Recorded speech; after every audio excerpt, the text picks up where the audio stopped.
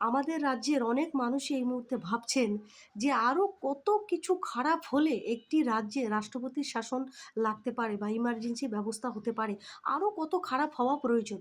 না, আর খারাপ হওয়ার প্রয়োজন নেই। আমাদের রাজ্যে যে সমস্ত ঘটনা হয়ে গেছে বা যেই সমস্ত ঘটনাগুলো হয়ে চলেছে, এগুলো রাষ্ট্রপতির শাসন হওয়ার জন্য বা ইমার্জেন্সি ব্যবস্থার জন্য যথেষ্ট।